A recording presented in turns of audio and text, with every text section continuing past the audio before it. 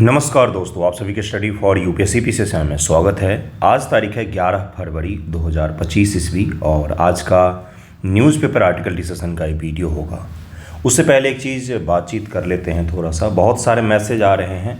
आश्चर्य तो मुझे तब हुआ जब मेंस जो बच्चे दे रहे हैं उनके भी मैसेज आते हैं कि अभी मेंस के लिए पढ़ें या पीटी के लिए पढ़ें। बिल्कुल सही सुन रहे हैं आप। इस तरह के मैसेज आते हैं कि मेंस के लिए पढ़ें या पीटी के लिए पढ़ें, क्या री एग्ज़ाम हो सकता है क्या। देखिए, मैं आपको एक चीज़ बताता हूं और मैं हमेशा आपको खुल के बोलता हूं क्योंकि मुझे डर नहीं होता किसी भी चीज़ का। बड़े शिक्षक कोई इंटरव्यू दे देते हैं और आप फिर लग जाते हो कि हाँ ऐसा होने वाला है। मैंने आपको पहले ही बताया था और आज ही बता रहा हूँ, बड़े बड़े कोचिंग्स, बड़े शिक्षक, बड़े सेलिब्रिटी वाले जो शिक्षक आपको दिखते हैं उनका पीआर टीम होता है जो उनका प्रचार प्रसार का तंत्र संभालता है। ओके, इसलिए उनको बोला जाता है कि आप मीडिया में इंटरव्यू दीजिए और उसमें री एग्ज़ाम की बात कर दीजिए। क्या री एग्ज़ाम संभव है? असंभव तो कुछ भी नहीं है दुनिया में। अगर 1% भी चांस होगा तो हो सकता है कि हो जाए। अभी आपको क्या करना चाहिए? क्या री एग्ज़ाम को लेकर आपको निरंतर बोलते रहना, अपना समय बर्बाद करते रहना चाहिए? नहीं। अगर आंदोलन कोई बड़ा होता है तो उसमें पार्टिसिपेट कीजिए। कोर्ट में केस है तो वहाँ पर आप कुछ नहीं कर सकते हैं। उसी न्यूज़ में अगर फंसे रहेंगे तो आपका समय बर्बाद हो जाएगा। अगर री एग्ज़ाम भी होता है तो भी आपको पढ़ना पड़ेगा क्योंकि एग्ज़ाम आपको देना है, और अगर नहीं होता है तो आपको मेंस के लिए पढ़ना चाहिए। दोनों ही परिस्थिति में आपको पढ़ाई तो करनी ही चाहिए, वो नहीं छोड़ना चाहिए। संभावना क्या है री एग्ज़ाम की? हो सकता है हो जाए। मुझे कोर्ट केस की स्थिति नहीं पता है, कई दिनों से कटा हुआ था मैं इन सब चीज़ों से। इसलिए मैं आपको यही सजेस्ट करूँगा कि पढ़िएगा और पीआर टीम और टीचरों के इंटरव्यू के पीछे मत पड़िएगा। वो सब खुद को हाईलाइट करने के लिए चीज़ें होती है। मैं किसी का भी नाम नहीं लूँगा, मुझे बस आप लोगों से मतलब है, इसलिए आपको मैं समझा रहा हूँ। पढ़ने पर ध्यान दीजिएगा, मेंस के लिए पढ़िएगा। अगर आपका पीटी हुआ है तो भी, नहीं हुआ है तो भी मेंस के लिए पढ़िए। खूब अच्छे से पढ़िए और पढ़िए ही केवल। इन चीज़ों में अपना समय ज़ाया मत कीजिएगा। कुछ दिन पहले ही न्यूज़ आया था कि 71 बीपीएससी मई में होगा। नहीं होगा मई में, वो सितंबर में ही होगा। लेकिन ये ज़रूर है कि अपने तय समय अनुसार होगा क्योंकि इलेक्शन का ईयर है। नोटिफिकेशन इलेक्शन से पहले अवश्य ही आ जाएगा और एग्ज़ाम भी जहाँ तक संभव है कि हो जाएगा। नवंबर में इस बार शायद वहाँ पर बिहार में इलेक्शन होने वाला है, तो उससे पहले आप उम्मीद कर सकते हैं कि एग्ज़ाम भी हो जाएगा 71 का और उसका नोटिफिकेशन भी आ जाएगा। इसलिए पढ़िएगा अच्छे से। बार बार अपॉर्चुनिटी आप मिस करते हैं तो फिर आपको बार बार समय आपका बर्बाद होता है, और मैं आगे नहीं बोलूँगा आपको। कि आई होप आप समझ गए होंगे। पढ़ते हैं। देखिए टॉपिक क्या है। प्रधानमंत्री मोदी जी की यात्रा होने वाली है फ्रांस के लिए। फ्रांस की यात्रा की है उन्होंने, और फ्रांस में क्या होने वाला है? एआई समिट होने वाला है। क्या बोलते हैं इसको? एआई समिट बोलते हैं। एआई समिट को भारत के प्रधानमंत्री जी को चेयर कर रहे हैं, मतलब भारत और फ्रांस मिलकर इसको आयोजित कर रहे हैं, को चेयर भी कर रहे हैं वहाँ पर उसको, और फ्रांस में आयोजित हो रहा है। इसका 3 मुख्य लक्ष्य रखा गया, उसकी भी चर्चा हम लोग कर लेंगे। उसके बाद प्रधानमंत्री मोदी जी की यात्रा कहाँ के लिए होगी? तो यूएस के लिए होगी। यूएस जाएंगे प्रधानमंत्री, और माना जा रहा है कि वहाँ पर ट्रंप से टैरिफ को लेकर काफ़ी भारी डिस्कशन होने वाला है। अगर आप भारत के न्यूज़पेपर को देखेंगे, द हिंदू, इंडियन एक्सप्रेस, तो आपको जैसे लगेगा कि डरे हुए हैं सारे के सारे कि कहीं 25% टैरिफ न लगा दें, कहीं 10% टैरिफ न लगा दें, कहीं कुछ बैन न कर दे, कहीं भारत की इकॉनमी को नुकसान न पहुंचाएं। पूरा डरा हुआ, जैसे लग रहा है कि डरे हुए देश के प्रधानमंत्री जी वहाँ जा रहे हैं। ऐसा कुछ नहीं है। ट्रंप होंगे 30 मार खां, लेकिन हमारी भी अपनी व्यवस्था है, हमारी अपनी इकॉनमी है, हम अपने हिसाब से उसको डील करेंगे। उनके भी कुछ कंसर्न हैं, हमारे भी कुछ कंसर्न होंगे। ऐसा तो नहीं होगा कि व्यापार एक तरफा होगा। वो अगर बैन लगाएंगे तो हम भी लगा सकते हैं, बात इतनी सी है। तो जब प्रधानमंत्री जी की यात्रा हो जाएगी यूएस की, उसके बाद हम लोग देखेंगे कि उससे क्या हमने प्राप्त किया है, क्या खोया है, क्या पाया है और क्या हासिल किया है, इस चीज़ को देखेंगे। आज हम लोग क्या क्या देखने वाले हैं बंधुओं? तो आज आपको मैं गवर्नर को लेकर विवाद उत्पन्न हो गया है। सुप्रीम कोर्ट ने डिसीजन सुनाया है। द हिंदू ने इसको प्रमुख रूप से फ्रंट पेज पर छापा है। सुप्रीम कोर्ट ने तमिलनाडु के गवर्नर RN रवि को लेकर फैसला सुनाया है। पूछा है कि आर्टिकल 200 के तहत में किसके तहत में? आर्टिकल 200 के तहत में आप कितने दिनों तक किसी बिल को रोक सकते हैं और कितने दिनों तक आपको रोकने का अधिकार है या नहीं है। कुछ तो आप इस पर रिएक्ट करेंगे। ऐसा नहीं होना चाहिए कि स्टेट असेंबली कुछ भी पारित करती है और आप उसको घेर करके बैठ जाएं। ओके। इसके अलावा एक और चीज़ की चर्चा की गई है। आर्टिकल 22 की चर्चा सुप्रीम कोर्ट ने की है। बोला है कि गिरफ्तारी को अवैध घोषित किया जाता है। क्या बोला है? कि गिरफ्तारी को अवैध घोषित किया जाता है अगर आपने गिरफ्तारी के कारण बताए बिना किसी व्यक्ति को अरेस्ट किया है। तो अरेस्ट किस ग्राउंड पर कर रहे हैं, किस बिना पर कर रहे हैं, अगर आपने ये चीज़ क्लियर नहीं किया है विक्टिम को, विक्टिम या अपराधी जो भी है जिसको आप अरेस्ट कर रहे हैं पुलिस के लोग, तो आपको वो अरेस्ट जो होगा वो अवैध घोषित हो जाएगा। क्योंकि मूल अधिकार का भाग है कि किसी को अगर गिरफ्तार किया जा रहा है तो उसको गिरफ्तारी का ग्राउंड बताना ही होगा। इसकी भी चर्चा करेंगे हम लोग। साथ में आज हम लोग एरो इंडिया शो के बारे में भी पढ़ेंगे। एरो इंडिया शो क्या है, ये कहाँ पर आयोजित हो रहा है? तो ये हो रहा है आपका बेंगलोर में। द हिंदू ने इसको फ्रंट पेज पर बनाया, बेंगलोर में हो रहा है। क्या है ये एरो इंडिया शो 2025 और इससे हम क्या हासिल करना चाहते हैं? दरअसल में ये 4-5 दिनों तक चलेगा और इस बार F-35 और रशियन, ये अमेरिकन है, और रशियन सुखोई, ये दोनों इसमें भाग ले रहे हैं। तो ये माना जा रहा है कि बहुत ही महत्वपूर्ण हो गया है भारत के लिए। कई सारे डिफेंस पैक्ट पर भी साइन किया जाए, जैसे यूके के साथ हमने रक्षा समझौतों पर हस्ताक्षर किया है और इस तरह के पैक्ट साइन हो रहे हैं। इसको भी देखना परम आवश्यक हो गया कि क्या हासिल करना चाहती है कोई भी सरकार अगर इस तरह के चीज़ों को ऑर्गेनाइज करवाती है तो। ओके। एक और सवाल आपके मन में मैं डाल रहा हूँ, जो आप जो मेंस दे रहे हैं या नहीं भी दे रहे हैं, कृपया इस दिशा में सोचें। क्या सोचें? दिल्ली इलेक्शन हुआ है, दिल्ली इलेक्शन हुआ है, आप लोगों ने भी देखा होगा, लेकिन आपके मन में शायद वो सवाल नहीं आया हो। सही दिशा में सोचेंगे तो सवाल आएगा। क्या पूछ सकता है कि क्रिटिकली एनालाइज, क्या पूछेगा? क्रिटिकली एनालाइज क्या पूछेगा कि चुनावों के दौरान, चुनावों में पैसे देने की जो घोषणा की जाती है, क्या ये कैश फॉर वोट का उदाहरण हो सकता है? क्या ये कैश फॉर वोट ही है कि आप हमें जिता दो, हम आपको पर मंथ 2500 रुपया देंगे महिलाओं को, आप हमें जिता दो, हम आपको 2100 रुपया देंगे पर मंथ महिलाओं को। अगली बार जब चुनाव होगा दिल्ली में तो हो सकता है आम आदमी पार्टी की सरकार बोले कि भारतीय जनता पार्टी आपको 2500 रुपये पर मंथ दे रही है, हमारी सरकार आएगी तो सभी महिलाओं को 5000 पर मंथ देगी। क्या ये सही है? आपसे पूछा जा सकता है कि क्या ये लोकतंत्र को नुकसान नहीं पहुंचाएगा कि कैश बांटे जा रहे हैं वोट के नाम पर?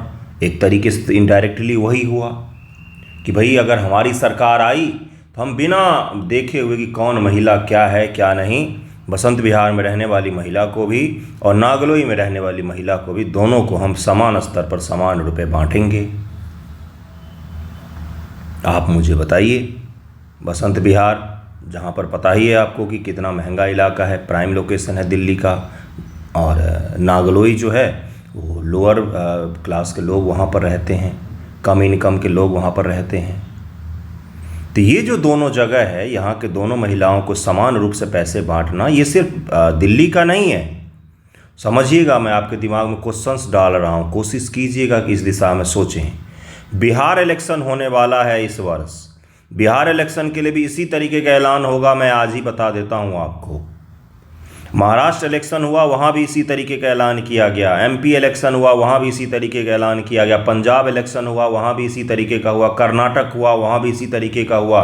अब बिहार में होने जा रहा है, बिहार में भी इसी तरीके का होने जा रहा है। तो क्या ये सही है? अगर आपसे पूछता है क्रिटिकली एनालाइज, तो चूंकि सरकार की ये नीति है इसलिए इसको क्रिटिसाइज मत कीजिएगा। हमें भी पता है कि गलत है, गलत प्रथा का बढ़ावा दे रहा है। इसका क्या करना है, पहले बताना है कि सरकार सामाजिक न्याय सुनिश्चित करना चाहती है, महिलाओं को आर्थिक सहायता देकर आर्थिक सशक्तिकरण करना चाहती है। और ये फ्री बीज इसलिए नहीं है क्योंकि महिलाएं जो हैं वो टैक्सेशन में भी पार्टिसिपेट करती हैं, हर कोई टैक्स देता है, इसलिए फ्री बीज में नहीं आएगा। ध्यान से समझिएगा चीज़ों को। क्रिटिकली एनालाइज बोला है तो हमें विपक्ष में भी लिखना है। हालांकि ये लोकतंत्र में कैश के बदले वोट को कहीं ना कहीं इनडायरेक्टली बढ़ावा देगा कि हम अगर जीत जाएंगे तो 2500 रुपया आपको देंगे पर मंथ। ये काम न करने की प्रथा को भी हो सकता है बढ़ावा दे कि घर बैठे बिठाए 2500 रुपया किसी महिला के नाम पर मिल रहा है तो काम करने क्यों जाए ये महिला। फ्री में बस दे दो, फ्री में बिजली दे दो, फ्री में कैश भी दे दो, फ्री में अन्न भी दे दो। ये चीज़ क्या करेगा, कहीं ना कहीं लोकतांत्रिक सामाजिक प्रक्रिया जो है और हमारी जो आर्थिक तंत्र है, हमारी जो इकोनॉमी है, उसको भी नुकसान पहुंचाएगा। ओके, ये आप सोचिएगा इस दिशा में। और भी क्या सोच सकते हैं लिखने की कोशिश भी कीजिएगा। आने वाले समय में मैं सारे ग्रुप में ये क्वेश्चंस भी दूंगा। देखिए आज का पहला टॉपिक क्या, आज का पहला टॉपिक है कि राज्य सरकार के विधेयकों पर राज्यपाल का क्या शक्तियाँ होती, राज्यपाल की क्या क्या शक्तियाँ होती हैं, इसके बारे में है। हाल ही में भारत के सर्वोच्च न्यायालय ने क्या कहा है कि जब राज्यपाल किसी विधेयक पर सहमति रोकता है तो उसके लिए संविधान का अनुच्छेद 200 में उल्लिखित विशिष्ट कार्रवाई का पालन करना अनिवार्य है, यानी कि आर्टिकल 200 की चर्चा की है सुप्रीम कोर्ट ने। दरअसल में मैंने कुछ दिन पहले ही मेंस टारगेट जो 190 ऐसे बच्चे हैं, 190 से 200 के करीब में जिनका पीटी हुआ है, जो मुझसे जुड़े हुए हैं, बिल्कुल सही सुन रहे हैं आप, और उनके लिए मैंने सवाल दिया था केंद्र राज्य संबंध। 71 बीपीएससी वाले ग्रुप में भी दिया था केंद्र राज्य संबंध। तो इस तरह के जो करंट है ना बंधुओं, आप जो मुझे मैसेज करते सर करंट कैसे क्वेश्चन में जोड़ें, तो यही वो करंट है। जैसे ही अब केंद्र राज्य संबंध आपसे पूछा जाता है तो आप उसकी शुरुआत कैसे करेंगे, इंट्रो का लेखन कैसे करेंगे, ध्यान से सुनिएगा। कोई नहीं इस तरीके से बीपीएससी के लिए पढ़ाता है। क्या शुरुआत करेंगे, हाल ही में सुप्रीम कोर्ट ने तमिलनाडु राज्य सरकार और तमिलनाडु गवर्नर के बीच में विवाद में फैसला दिया है कि गवर्नर को संविधानों का पालन करते हुए राज्य सरकार के विधेयकों को रोकना चाहिए या उस पर फैसला लेना चाहिए। सुप्रीम कोर्ट ने ये नहीं बोला है कि गवर्नर राज्य सरकार के विधेयकों को रोक नहीं सकता। सुप्रीम कोर्ट ने बस ये बोला है कि आप चुपचाप क्यों बैठे हैं, कुछ तो कीजिए, मना ही कर दीजिए किसी को। ये तो किसी को घुमाना हो गया कि ना जवाब दे रहे हो, ना मना कर रहे हो, ना हाँ बोल रहे हो, ना बोल रहे हो। यही सुप्रीम कोर्ट ने बोला है। अनुच्छेद 200 का मुख्य पहलू यह है कि राज्यपाल को सहमति रोकने के अपने कारणों के बारे में सूचित करना विधानमंडल को विधेयक पर पुनर्विचार करने के प्रेरित करने का आदेश देता है कि आपने क्या किया। ओके, विधेयक पर राज्यपाल की शक्तियां क्या है, आर्टिकल 200 में है, भारतीय संविधान का अनुच्छेद 200 किसी राज्य की विधानसभा द्वारा पारित विधेयक को सहमति के लिए राज्यपाल के समक्ष प्रस्तुत करने की प्रक्रिया को रेखांकित करता है, जो या तो सहमति दे सकता है या सहमति को रोक सकता है। राष्ट्रपति द्वारा विचार के लिए विधेयक को आरक्षित कर सकता है। देखिए, मैंने आपको एक चीज़ समझाया था एक बार कि जब आप राष्ट्रपति जी का चैप्टर पढ़ते हैं तो राज्यपाल आपका ऑलमोस्ट कंप्लीट हो जाता है। मैंने ये नहीं बोला था कंप्लीट हो जाता है, मैंने बोला था ऑलमोस्ट कंप्लीट हो जाता है। ऑलमोस्ट का तात्पर्य ये है कि राज्यपाल का अगर जीवन में आपको कभी मिले कि भाई राज्यपाल बनना चाहते हो, राष्ट्रपति बनना चाहते हो, अगर केवल नाम चाहिए होगा तो राष्ट्रपति बनिएगा, और अगर काम भी करना हो तो राज्यपाल बनिएगा। क्यों पूछ रहा हूँ, क्यों मैं ऐसा कह रहा हूँ, क्योंकि राज्यपाल के पास विवेकाधीन शक्तियों का विस्तार थोड़ा सा ज़्यादा होता है as compared to president of India. मतलब कि जो राज्यपाल है वो अपने बुद्धि विवेक से थोड़े बहुत चीज़ों में ज़्यादा फैसले ले सकते हैं। जैसे राष्ट्रपति जी के पास में कौन सा विधेयक भेजना है या नहीं भेजना है, ये राज्यपाल का अपना विवेकाधीन शक्ति होता है। वो राष्ट्रपति जी को भेज सकता है या नहीं भेज सकता है, ये कहीं पर भी लिखा हुआ नहीं है। किसी भी ग्राउंड पर वो भेज सकता है या अपने विवेक से भी फैसला लेकर भेज सकता है। राज्यपाल सदन या सदनों द्वारा पुनर्विचारित करने का अनुरोध करने वाले संदेश के साथ विधेयक को वापस भी कर सकता है। अनुच्छेद 201 इसमें कहा गया कि जब कोई विधेयक राष्ट्रपति के विचार के लिए आरक्षित होता है तो राष्ट्रपति विधेयक पर सहमति दे सकता है या उस पर रोक लगा सकता है। राष्ट्रपति विधेयक का पुनर्विचार करने के राज्यपाल को उसे सदन या राज्य के विधानमंडल के सदन को वापस भेजने का निर्देश दे सकता है। और अगर सदन ने, राज्य की सदन ने फिर से विधेयक को पारित किया, अब फिर से राज्यपाल ने राष्ट्रपति के पास भेज दिया, तो राष्ट्रपति जी क्या उसको अब फिर से लौटा नहीं सकते हैं? क्या उसको मना नहीं कर सकते हैं? बिल्कुल मना कर सकते हैं। वो फिर से बोल सकते हैं कि हम नहीं स्वीकार करेंगे इसको। ठीक है, राज्यपाल के पास उपलब्ध विकल्प क्या होता है? वो राष्ट्रपति के विचार हेतु विधेयक को आरक्षित कर सकता है। आरक्षण अनिवार्य है जहां राज्य विधानमंडल द्वारा पारित विधेयक राज्य उच्च न्यायालय की स्थिति को खतरे में डालता है। हालांकि राज्यपाल विधेयक को आरक्षित भी कर सकता है यदि वह निम्नलिखित प्रकृति का हो। एक अन्य विकल्प सहमति को रोकना है, लेकिन ऐसा सामान्य रूप से किसी भी राज्यपाल द्वारा नहीं किया जाता है क्योंकि यह एक अत्यंत अलोकप्रिय कार्रवाई होती है। संविधान के प्रावधानों के खिलाफ हो, राज्य के नीति निषेध सिद्धांत का विरोध कर रहा हो, देश के व्यापक हित के खिलाफ हो, गंभीर राष्ट्रीय महत्व का मुद्दा हो, संविधान के अनुच्छेद 31 के तहत संपत्ति का अनिवार्य अधिग्रहण से संबंधित हो, ऐसे मामले में वो सामान्यतः राष्ट्रपति जी के पास में विधेयक को भेजता है। हालांकि इसमें एक और जोड़ लीजिए, अपने विवेक के अनुसार उसको लगता है कि भेज दे तो भेज देता है। जैसे राज्य में अगर राष्ट्रपति शासन लगाना हो तो राज्यपाल बस ये लिख कर दे देगा कि राज्यपाल के विवेकानुसार राज्यपाल को ये प्रतीत हो रहा है कि इस राज्य में राष्ट्रपति शासन अनिवार्य है और उसको लगाना चाहिए। बिना किसी ग्राउंड के आधार पर भी राष्ट्रपति शासन लगाया जा सकता है। आज़ाद भारत के इतिहास में आपने देखा होगा कि कई बार राष्ट्रपति शासन लगाया गया है। वह सहमति दे सकता है, विधेयक के कुछ प्रावधान विधेयक पर स्वयं पुनर्विचार करने का अनुरोध करते हुए इसे विधानसभा को वापस भेज सकता है। क्या राज्यपाल विवेकाधीन शक्तियों का प्रयोग कर किसी विधेयक पर सहमति रोक सकता है? यही चीज़ फैसला यहाँ पर फंसा हुआ है कि क्या राज्यपाल विवेकाधीन शक्तियों का मतलब अपने मन की शक्तियों का अपने मन से, देखिए जो बिल्कुल प्रारंभिक बच्चे होंगे अभी आप लोगों में से, वो समझ नहीं पा रहे होंगे शब्दावली को। विवेकाधीन शक्ति क्या होती है और संविधान में लिखा हुआ शक्ति क्या होता है? विवेकाधीन का मतलब होता है ऐसी परिस्थिति जहाँ पर संविधान में कुछ चीज़ें नहीं लिखी गई हैं, वहाँ पर राज्यपाल महोदय अपने बुद्धि के अनुसार फैसला लेते हैं, अपने विवेक के अनुसार फैसला लेते हैं। इसको क्या कहा जाता है? विवेकाधीन शक्ति। अधिकांश जगहों पर संविधान में वर्णित है या लिखा हुआ है कि आपको इस कंडीशन में क्या करना है। अगर मैं आपको कोई चीज़ लिख के दे रहा हूँ यानी कि आप पर बाउंडेशन हो गया कि आपको यही करना है, लेकिन मैंने आपको बोला कि आप अपने विचार से, अपने मन मस्तिष्क से, आप अपने विवेक से फैसला लीजिए इस चीज़ पर, तो वो क्या हो गया? विवेकाधीन शक्ति हो गई। जैसे अगर मान लीजिए हंग असेंबली हो जाता है, बीजेपी को भी 80 सीटें मिल गई, आपको भी 80 सीटें मिल गई, अब यही दोनों चर्चा में हैं। ऐसी परिस्थिति में किसको सरकार बनाने के लिए बुलाना है, ये राज्यपाल की विवेकाधीन शक्ति होती है। हो सकता है वो बीजेपी को बुला ले, हो सकता है वो आपको बुला ले। ये राज्यपाल के अपने मन मस्तिष्क की शक्ति होती है। उसके मन मस्तिष्क यानी कि उसको जिसने बनाया है राज्यपाल, उनकी शक्ति होती है दरअसल में। ठीक है, इसी को कहा जाता है विवेकाधीन शक्ति और संवैधानिक शक्ति, कि संविधान में क्या लिखा हुआ है और विवेक के अनुसार वो क्या कर सकता है। ओके, जबकि अनुच्छेद 200 पढ़ने से पता चलता है कि राज्यपाल अपनी सहमति रोक सकता है। विशेषज्ञों का सवाल है कि क्या वह केवल मंत्रिपरिषद की सलाह पर ही ऐसा कर सकता है। संविधान प्रावधान है कि राज्यपाल अपनी कार्यकारी शक्तियों का प्रयोग अनुच्छेद 154 के तहत मंत्रिपरिषद की सलाह पर ही कर सकता है। जिस प्रकार से राष्ट्रपति महोदय अपनी शक्तियों का प्रयोग केवल और केवल मंत्रिमंडल की सलाह पर ही कर सकते हैं, ये भी वर्णित है। आर्टिकल 75 में लिखा हुआ है कि राष्ट्रपति जी जो हैं वो मंत्रिमंडल की सलाह के अनुसार ही कार्य करते हैं, और मंत्रिमंडल जो होगा वो प्रधानमंत्री और उनसे मिलकर बना हुआ होगा। बड़ा सवाल यह है कि विधानसभा द्वारा विधेयक पारित होने पर राज्यपाल को सहमति रोने की अनुमति क्यों नहीं दी जानी चाहिए। यहाँ पर दरअसल में सुप्रीम कोर्ट में केस किया गया था, वो मैं आपको समझा देता हूँ। राज्यपाल हैं तमिलनाडु के RN रवि, ये भूतपूर्व IPS अफसर रहे हैं। शानदार इनका कार्यकाल रहा है, नॉर्थ ईस्ट में और जगह जगह पर बहुत ही अच्छा शानदार काम किया है इन्होंने। इसको बना दिया गया राज्यपाल, इनको कहाँ पर? तो तमिलनाडु का राज्यपाल।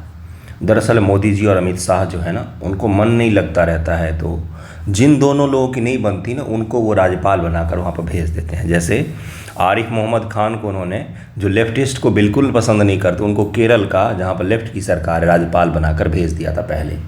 अभी वो बिहार आ गए हैं, बिहार वाले केरल गए हैं। तो RN रवि जब से तमिलनाडु में गए हैं, तमिलनाडु में पता ही आपको स्टालिन की गवर्नमेंट है, DMK, वो द्रविडियन मूवमेंट से जन्मी हुई पार्टी है, और उसका स्टेट हुड को लेकर और स्टेट की भाषा को लेकर और इन चीज़ों को लेकर बड़ा ही कट्टरता रहता है उनमें। अब RN रवि हैं, इन्होंने कई सारे उनके विधेयक और कई सारे जो उनके पारित एक्ट वगैरह होते हैं उनको होल्ड करके रख लेते हैं, उस पर कोई फैसला ही नहीं देते हैं। बहुत विवाद होता है, कहाँ पर? तो तमिलनाडु में गवर्नर और वहाँ के सरकार के बीच में, अलग अलग विचारधाराओं के कारण। ओके, इसी कारण से ये केस चला गया था सुप्रीम कोर्ट में। तमिलनाडु की सरकार गई थी कि हम कैसे काम करेंगे अगर हमारे सारे एक्ट को राज्यपाल महोदय रोक ही लेंगे, कुछ तो सहमति देंगे, राष्ट्रपति जी को ही दे दीजिए, आप मना ही कर दीजिए, हाँ ही बोल दीजिए, आप इसको निरस्त ही कर दीजिए, कुछ तो सहमति देंगे। लेकिन राज्यपाल महोदय ऐसा नहीं कर रहे हैं, इसी कारण से सुप्रीम कोर्ट में केस गया था। ओके, अगला टॉपिक देखिए बंधुओं, क्या है? एरो इंडिया शो है। एरो इंडिया शो मैंने आपको क्या पढ़ाया है राज्यपाल में?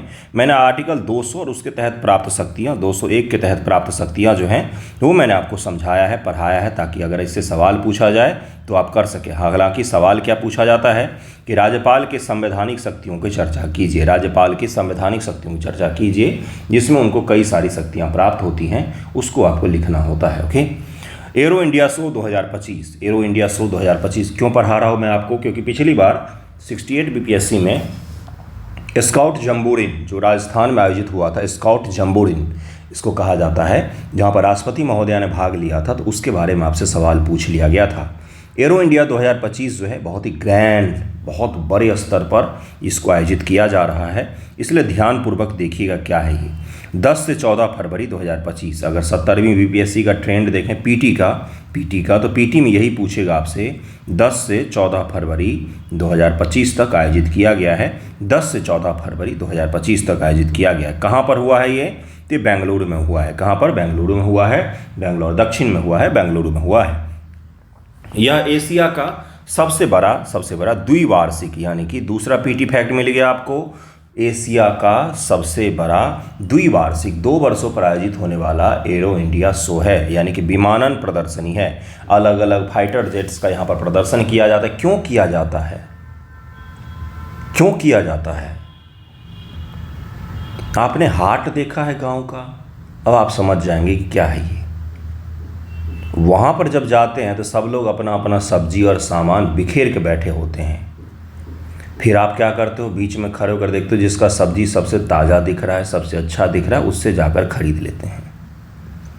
अब फाइटर जेट का हाट है ये, अब वो कैसे संभव होगा? अब सब्जी तो आप देख करके ताज़ा समझ जाते हैं, तो यहाँ पर उनके कर्तव्य दिखाए जाते हैं अलग अलग प्रकार के, और बताया जाता है उसके बारे में। तमाम दुनिया भर के देशों से रक्षा मंत्री महोदय वगैरह आते हैं, डिफेंस से जुड़े हुए लोग आते हैं, खरीदार आते हैं, बेचने वाले आते हैं, सब आते हैं वहाँ पर और अपने अपने तकनीकों का प्रदर्शन करते हैं। इससे क्या होता है? हो सकता है भारत सरकार कल को F-35 खरीदने के लिए बोले, हालांकि वो देते नहीं है किसी को F-35। हो सकता है कि कोई और सरकार जो है भारत का कोई विमान खरीदना चाहे, तो यही काम होता है एरो इंडिया का। अब आप समझ गए होंगे। आपने मोटर एक्सपो देखा होगा, जो नोएडा में, गुड़गांव में लगता है, शानदार होता है मोटर एक्सपो, वो भी इसीलिए लगाया जाता है। इसी तरीके के तमाम एक्सपो आपने देखा होगा। दिल्ली में अगर आप रहते होंगे तो हर महीने कोई ना कोई एक्सपो चलता रहता है।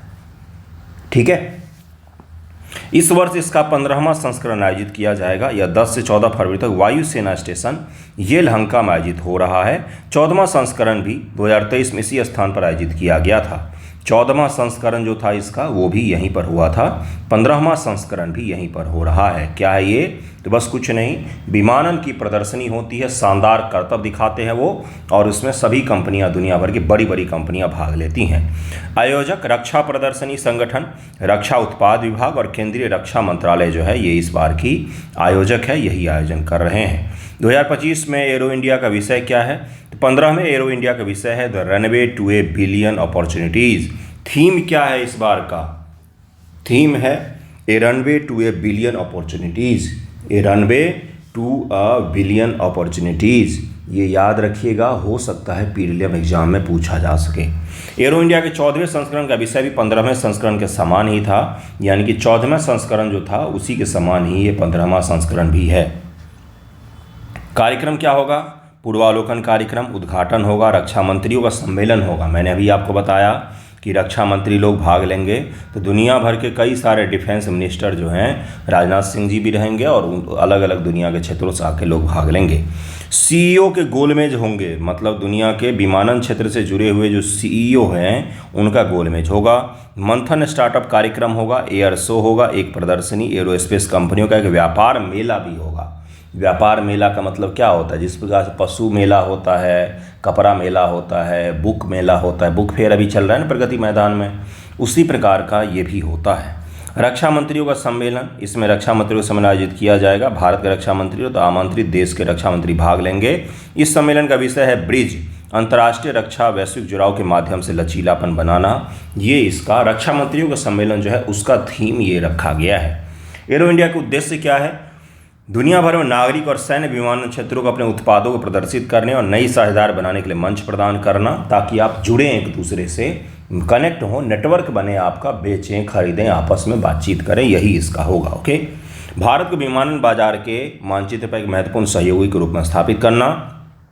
इसरो का पहला संस्करण 1996 में येलहंका वायु स्टेशन बेस पर ही आयोजित किया गया था। येलहंका कहाँ पर है? ये बेंगलोर में है, बेंगलोर में है। ओके।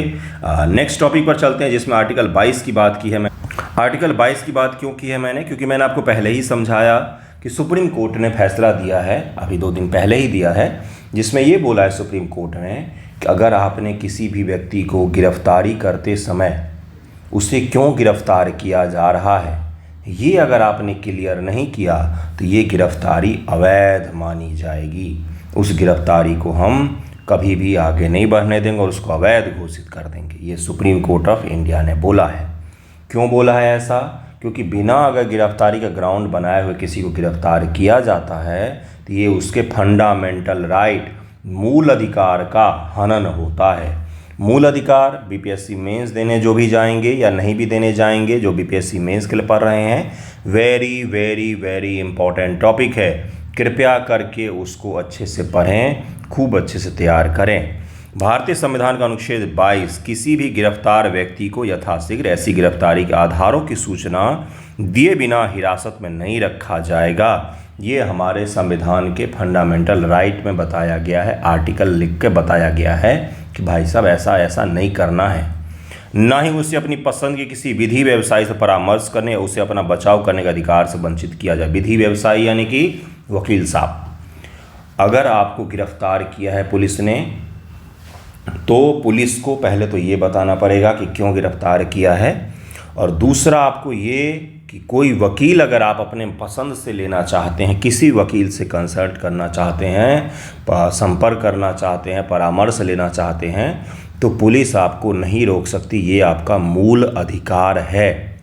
प्रत्येक व्यक्ति से गिरफ्तार किया गया अभिरक्षा में निरुद्ध रखा गया है को ऐसी गिरफ्तारी के 24 घंटे की अवधि के भीतर निकटतम मजिस्ट्रेट के समक्ष पेश करना है। अगर आपको गिरफ्तार किया गया है तो 24 आवर में किसी न किसी मजिस्ट्रेट के सामने आपको ले ही जाना पड़ेगा उन्हें। इस 24 आवर में वर्किंग डे 24 आवर होता है, यानी कि बीच में अगर संडे पड़ गया तब तो कोई बात नहीं, मजिस्ट्रेट तो बैठेंगे ही नहीं। और यात्रा का समय भी इस 24 आवर में काउंट नहीं होता है। जैसे मान लीजिए आपको गिरफ्तार कहीं पर किया गया और 2 घंटे यात्रा में लग गया तो वो काउंट नहीं किया जाएगा 2 घंटा, और अन्यथा 24 घंटे में आपको उपस्थित करना ही होगा किसी मजिस्ट्रेट के सामने। ये अनिवार्य होता है। जिसमें गिरफ्तारी का स्थान से मजिस्ट्रेट के न्यायालय तक की यात्रा के लिए आवश्यक समय शामिल नहीं है। किसी भी ऐसे व्यक्ति को मजिस्ट्रेट के प्राधिकार के बिना उक्त अवधि से अधिक अभिरक्षा में निरुद्ध नहीं रखा जाएगा, बंद करके नहीं रखा जाएगा। खंड 1 व 2 की कोई बात निम्नलिखित पर लागू नहीं होगी। किसी ऐसे व्यक्ति का जो फिलहाल शत्रु या विदेशी है। अब देखिए यहाँ पर यही चीज़ है कि ये जो पहला और दूसरा लिखा हुआ है, ये जो लिखा हुआ है कि बिना आधार के हिरासत में नहीं रखा जाएगा, और ये जो दूसरा खंड है जो 24 घंटे के भीतर ही आपको दिखाना पड़ेगा, ये किन पर लागू नहीं होगी? जो फिलहाल शत्रु या विदेशी हैं उन पर यह चीज़ लागू नहीं होता है। किसी ऐसे व्यक्ति को जिन्हें निवारक निरोध से संबंधित किसी कानून के अंतर्गत गिरफ्तार या निरुद्ध किया गया हो। निवारक निरोध, कोई क्राइम करने से पहले ही अगर आपको रोक लिया गया है, जैसे कई बार आपने सुना होगा आंदोलन करने से पहले ही रोक लिया गया, गिरफ्तार कर लिया गया, तो वैसी परिस्थिति में इसमें नहीं किया जाता है। निवारक निरोध को बंद करने वाला कोई भी कानून किसी व्यक्ति को 3 महीने से अधिक अवधि के लिए निरुद्ध रखने की प्रतिकृत नहीं करेगा, जब तक कि ऐसे व्यक्ति को मिलकर बने सलाहकार बोर्ड ने किसी उच्च न्यायालय के न्यायाधीश हों या रहे हों, नियुक्त होने के योग्य हों, 3 मास की उक्त अवधि की समाप्ति से पूरी रिपोर्ट दी है। उनकी राय में ऐसे निरुद्ध किए जाने के लिए पर्याप्त कारण है, तभी आप निवारक निरोध के तहत में किसी को बंद करके रख सकते हैं, नहीं तो नहीं होगा। सुप्रीम कोर्ट के न्यायालय का एक बोर्ड बनता है जो जांच करता है कि इस व्यक्ति को निवारक निरोध के तहत बंद रखना चाहिए या नहीं रखना चाहिए, और उसी के आधार पर किसी को बंद किया जाता है। परंतु इस उपखंड की कोई भी बात किसी व्यक्ति को खंड 7 को खंड ख के अधीन संसद द्वारा बनाए किसी कानून द्वारा विहित अधिकतम अवधि से अधिक समय तक हिरासत में रखने का प्राधिकृत नहीं करती है। दरअसल बात इसमें ये था कि सुप्रीम कोर्ट में केस आया जिसमें ये बोला गया था कि इस व्यक्ति को गिरफ्तार करते समय इसकी गिरफ्तारी का ग्राउंड नहीं बताया गया कि किस ग्राउंड पर इसको गिरफ्तार किया गया है। और अगर आपने किसी व्यक्ति को गिरफ्तारी का ग्राउंड नहीं बताया है तो वो फिर क्या हो जाता है, पूरी गिरफ्तारी ही अवैध हो जाती है। पीटी में इतना ही पूछा जाता है कि निवारक निरोध क्या होता है और किसी व्यक्ति को गिरफ्तारी करते समय कौन से अधिकार प्राप्त होते हैं, अक्सर पूछा जाता है ये। ओके, आज का वीडियो यहीं पर एंड करते हैं। मैं पूरी कोशिश में हूँ कि सब कुछ रेगुलर हो जाए। कॉपीज़ भी रेगुलर चेक हो रही हैं और आपको जल्द ही मिल जाएगा सारी कॉपीज चेक होकर। अगर आपको ज्वाइन करना हो तो आप YouTube से भी ज्वाइन बटन से ज्वाइन हो सकते हैं और आपको मैं ऐड कर दूंगा, मुझे मैसेज करेंगे तो कोशिश करते हैं जल्द ही आपको सारी चीज़ें रेगुलर होने लग जाए, IR का लेक्चर भी मिले और भी बाकी चीज़ें हो जाए। ओके, मैं कोशिश ही कर सकता हूँ, कई बार चीज़ें आपके हाथ में नहीं होती हैं तो थोड़ा सा विलम्ब हो जाता है।